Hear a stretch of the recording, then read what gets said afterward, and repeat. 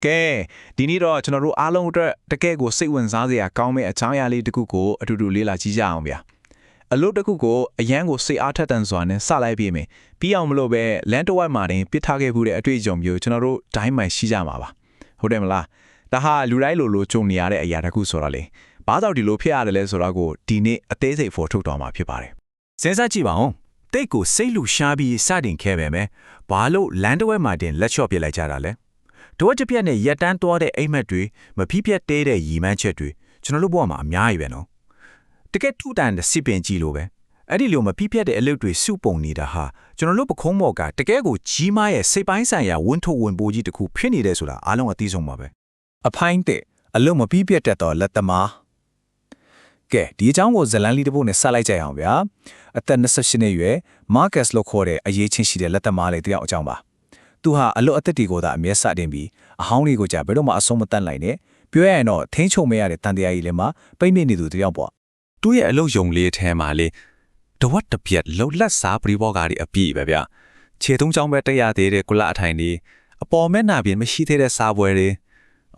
သူ့ရဲ့ဒီမလာနိုင်တဲ့ကတိတွေလည်းပြန်ကျဲနေတာပေါ့တကယ်တော့ဒီလိုရှုပ်ပွဲနေတဲ့အလုပ်ယုံကြီးဟာအာယုံစူးစိုက်မှုကဲမဲ့နေတဲ့သူ့ရဲ့ရှုပ်ထွေးနေတဲ့စိတ်ချတွေကိုတိုက်ရိုက်ပုံဖော်နေတာလုံးဝပါပဲတနေ့တော့သူ့ဖခင်ဖြစ်သူကဒီလိုပြောခဲ့တယ်ဗျလက်သမားတယောက်ကိုသူအလုပ်ဘယ်နှခုစတင်ခဲ့တယ်လဲဆိုတာနဲ့မတိုင်းတာဘူးဘယ်နှခုပြီးစီရအောင်လုံးနိုင်ခဲ့တယ်လဲဆိုတာနဲ့ပဲတိုင်းတာတယ်တဲ့မှန်လိုက်တဲ့စကားနော်ဒီစကားနဲ့ကပြဿနာရဲ့အထူးအချက်ကိုကွက်တီထုတ်ပြလိုက်တာပဲအစပြောတာတွေဘလော့ပဲများမပြီးရင်ဘာမှရမရောက်ဘူးလေ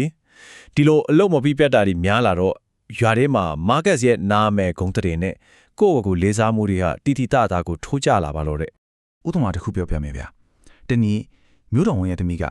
သူမရဲ့မင်္ဂလာဆောင်အတွက်တတိုက်ဒေတာတစ်လုံးလုပ်ပေးဖို့အပ်ခဲ့တယ်ပထမနှစ်ပတ်လောက်မှာသူအရန်ကိုစစ်ပါလဲပါနဲ့အလုပ်လုပ်ခဲ့တယ်ဒါပေမဲ့တတိယပတ်ကနေစစ်တပ်ပတ်မြောက်လောက်မှာကျတော့လက်ဝတ်ရတနာဘူးလေးလှုပ်ချင်းစိတ်တွေပေါ်လာပြီးအာယုံတွေလွင့်သွားရောကဲနောက်ဆုံး3လပြည့်လို့မင်္ဂလာဆောင်မဲ့ရတရောက်လာတယ်တိတာကမပြီးသေးဘူးဗျာအာယုံဆူဆိုင်မှုဖြန့်ကျဲသွားတာကနေဘလောက်တောင်ရှက်စရာကောင်းတဲ့ကြာရှုံးမှုကိုဖြစ်စေတယ်လေဆိုတာအထင်ရှားပါပဲအပိုင်းနဲ့ဒေါကန်ဒါရာကလာအဲ့လိုအကြီးကျယ်ကြာရှုံးပြီးကိုယုံကြည်မှုတွေလုံးဝပျောက်ဆုံးသွားတဲ့ချိန်မှာတော့မာကတ်စ်တယောက်ပြဆုံတဲ့လဲရတဲ့ဖန်တီးနိုင်တဲ့ဆရာကြီးစီမီဝဲရှိကိုတွားပြီးအကူအညီတောင်းပါရတယ်ဆရာကြီးကတသားဆုံးလေးကိုဖြည်းဖြည်းချင်းထွင်းထူရင်အခုလိုပြောခဲ့ပါတယ်ဒီတသားတုံးထဲမှာဇွန်တစ်ချောင်းရှိနေတယ်ငါးလောက်ကဇွန်မဟုတ်တဲ့အရာအလုံးကိုဖယ်ရှားပစ်ဖို့ပဲတဲ့ဒါဟာအမခန်းမီးမောင်းထိုးပြလိုက်တဲ့အချက်ပဲဗျအလုပ်တစ်ခုကိုဆုံးသက်တယ်ဆိုတာကိုလုံးနေတဲ့အရာနဲ့မသက်ဆိုင်တဲ့အနောက်အချက်တွေတွဲဆောင်မှုတွေအားလုံးကိုတက်ကြွဖယ်ရှားပေးရတဲ့လုပ်ငန်းစဉ်ဆိုတာပါပဲမလိုအပ်တာတွေကိုမဖယ်ရှားနိုင်ရင်လိုချင်တဲ့ရက်လက်ကိုဘယ်တော့မှမြင်တွေ့ရမှာမဟုတ်ပါဘူးဆရာကြီးကဒီအဆင့်ကိုဒေါကန်ဒါရကာလာလို့ခေါ်ဝေါ်ခဲ့ပါတယ်ဒါဟာ project တစ်ခုရဲ့အလေတဲ့ကအရန်ကိုရှုပ်ထွေးခက်ခဲပြီးပြင်းစရာကောင်းတဲ့အချိန်ကာလပေါ့ဗျာအစပိုင်းတုန်းကရှိခဲ့တဲ့စိတ်လှုပ်ရှားမှုတွေအကုန်ပြောက်ွယ်သွားပြီးအိမ်မက်တွေတေဆုံးသွားတဲ့အဆင့်ပါပဲတခုမှထားမှာကလူများစုလက်လျှော်ရှုံးပဲသွားတတ်တာဒီအလေတဲ့အဆင့်ပါပဲဗျာကျွန်တော်တို့အားလုံးသိတဲ့အတိုင်းအလုပ်တစ်ခုစတင်ရတာဟာအရန်ကိုပြောစရာကောင်းပါတယ်အဆုံးတတ်ပြီးစီးသွားတဲ့အခါမှာလည်းရင်ထဲမှာဂုံယူကျေနပ်မှုကိုရရှိစေတာပဲလေဒါပေမဲ့အဲ့ဒီနှစ်ခုကြားကအလေကာလကတော့စိတ်ပြက်စရာတွေနဲ့အပြည့်ပါပဲအဲ့ဒီအချိန်ရောက်ရင်တခါအကြံရန်တွေကပိုပြီးစိတ်ဝင်စားစရာကောင်းတယ်လို့ဖြစ်လာတာတဲ့အဲ့ဒါဟာအလုပ်မပြီးပြတ်အောင်ဖြစ်စီမဲ့အကြီးမားဆုံးထောင်ချောက်ပါပဲအပိုင်း3စိတ်အားဟတမှုထက်ကတိကဝတ်ကိုဦးစားပေးခြင်း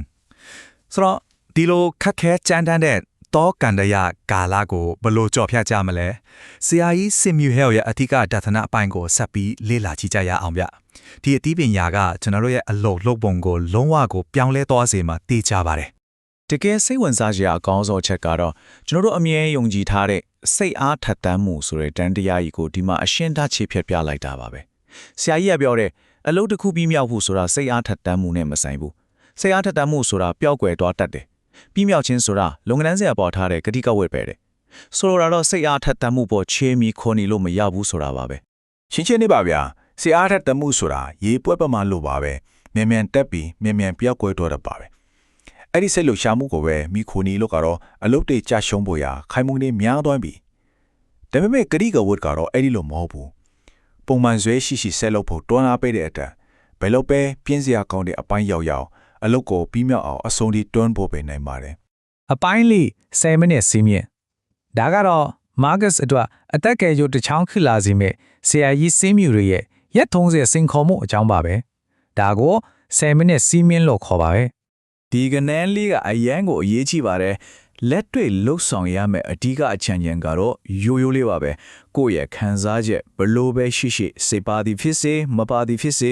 ကိုလှုပ်လက်စားအလုပ်ကိုဒီနေ့ကိုအနည်းဆုံး10မိနစ်တည်းအချိန်ပေးပြီးလှုပ်ဆောင်ရပါမယ်10မိနစ်ဆိုတာကြည်လိုက်ရင်နည်းနည်းလေးဖြစ်မယ်အချိုးတက်ရောက်မှုကတော့ကြီးမားလာပါတယ် အစစ်နေကတော့ရှင်းပါပြီဗျပထမဆုံးအလွယ်ကူဆုံးရိုးရှင်းဆုံးအလုပ်တစ်ခုကိုရွေးဒုတိယအနေနဲ့အဲ့ဒီအလုပ်ကိုနေ့တိုင်းကိုင်းတွေလှုပ်ဆောင်ပါတတိယချက်ကတော့မပြီးမချင်းတနည်းကိုအနည်းဆုံး10မိနစ်လှုပ်ဖို့ပါပဲကြည့်ရတာတော့လှုပ်ထုံးလုံးနည်းကအရန်ရိုးရှင်းပါတယ်ဒါမဲ့နေ့တိုင်းဒီလိုရွေးချယ်ပြီးဆက်လုပ်ဖို့ဆိုတာတော့ပြောတဲ့လောက်လွယ်ကူတဲ့ကိစ္စတော့မဟုတ်ဘူးဆိုတာကျွန်တော်တို့အတိဆုံးပါပဲ ကဲ Marcus တယောက်ဒီစီမင်းကိုအောင်မြင်စွာကျင့်သုံးခဲ့ပုံကိုကြည့်အောင်ပါအထူးသဖြင့်9ရက်မြောက်နေ့မှာသူ့တဲ့အချိုးကွေးတစ်ခုထစ်ခဲ့ပါတယ်သူကမန်ပေါင်အစ်စ်လေးလှုပ်ချင်တဲ့စိတ်ကူးတည့်ရဲ့အပြင်းထန်တွေးဆောင်မှုကိုခံခဲ့ရတယ်ဗျဒါပေမဲ့သူကအဲ့ဒီတွေးဆောင်မှုကိုပြတ်ပြတ်သားသားငင်းပြေပြီးသူ့ရဲ့ဂတိကဝတ်ကိုသာရွေးချယ်ခဲ့ပါတယ်အဲ့ဒီကနေသစင်သူ့ရဲ့ခွေးချီကုံလေးကို23ရက်မြောက်နေ့မှာအပြီးတက်နေခဲ့ပါတော့တယ်ဒါတကယ်အောင်ပွဲပါပဲအဖိုင်းကအဆုံးသတ်နိုင်သူကြည့်တော့ဖြစ်လာခြင်းဒီရိုးရှင်းတဲ့ခွေးချီကုံလေးကိုပြီးစီအောင်လုံနိုင်လိုက်ခြင်းကမာကတ်ရဲ့စိတ်ခံစားမှုအပေါ်ဘလောက်တောင်ရိုက်ခတ်သွားလဲဆိုတာတွေးကြည့်လို့ရပါတယ်ဘာမှအဆုံးမတတ်နိုင်တဲ့ကြာရှုံးသူဘဝကနေရာရာကိုလုံနိုင်စွမ်းရှိသူဆိုတဲ့ခံယူချက်အသစ်စီကိုအပြည့်အဝပြောင်းလဲသွားစေခဲ့ပါတယ်ဒါကြောင့်အရေးကြီးဆုံးအချက်ကတော့ဗျာတင်းငယ်တဲ့အလုပ်လေးတစ်ခုကိုအဆုံးသတ်ပြီးမြောက်အောင်လုပ်နိုင်ခြင်းဟာကြီးမားတဲ့အောင်မြင်မှုတွေအတွက်အလွန်ခိုင်မာတဲ့အောင်မြင်တစ်ခုကိုဒီဆောက်ပေးလိုက်တာပါပဲ6လကြာမှာတော့ Marcus ဟာအရင်လိုတဝက်တပြက်အလုပ်တွေနဲ့ရှုပ်ပွားမနေတော့ပဲမျိုးတော်ဝန်သမီးရဲ့မင်္ဂလာနှစ်ပတ်လည်အတွက်လဘခဏတဲ့တစ်တာကြီးကိုအောင်မြင်စွာဖန်တီးပေးနိုင်ခဲ့ပါပြီ။ဒီလဲလာတင်ပြချက်ကနေကျွန်တော်တို့ရရှိလိုက်တဲ့အဓိကသင်ခန်းစာ၃ခုကိုအဘဒီယာအနှစ်ချုပ်ကြည့်အောင်ဗျ။ပထမဆုံးအနေနဲ့အလေကာလာဟာအမြဲတမ်းခက်ခဲတဲ့ဆိုတာလက်ခံလိုက်ပါ။ဒုတိယချက်ကအလုပ်တစ်ခုကိုပြီးပြည့်စုံအောင်အချိန်ဆွဲနေတာထက်ပြီးစီးသွားအောင်အရင်လုပ်တာကအများကြီးပိုကောင်းပါတယ်တတိယအချက်ကတော့နေ့တိုင်းပုံမှန်10မိနစ်လောက်အချိန်ပေးပြီးလှုပ်ဆောင်ပါအဆုံးသတ်ပြီးမြောက်နိုင်စွမ်းဆိုတာမွေးရပါပါရမီမဟုတ်ဘူးဗျာလေ့ကျင့် UI ရဲ့ကျွမ်းမှုတစ်ခုသာဖြစ်ပါတယ်နောက်ဆုံးအနေနဲ့အားလုံးတော့စင်ခေါ်မှုတစ်ခုထားခဲ့ခြင်းပါတယ်အခုလာမဲ့ရက်ထိုးစေအထွေမှာကိုယ်တိုင်ရွေးချယ်ပြီးအဆုံးသတ်ပြီးမြောက်အောင်လုပ်မဲ့တစ်ခုတည်းသောအလောက်ကဘာများဖြစ်မလဲဗျဒေချာလေးစဉ်းစားကြည့်ကိုတာဝန်ယူမှုရှိလာအောင်အခုပဲလက်တွေ့စကင်ဖို့တိုက်တွန်းရင်ဒီအကြောင်းအရာလေးကိုဒီမှာပဲအဆုံးသတ်လိုက်ပါတယ်အားလုံးပဲအောင်မြင်စွာအဆုံးသတ်နိုင်သူများဖြစ်ကြပါစေဗျာ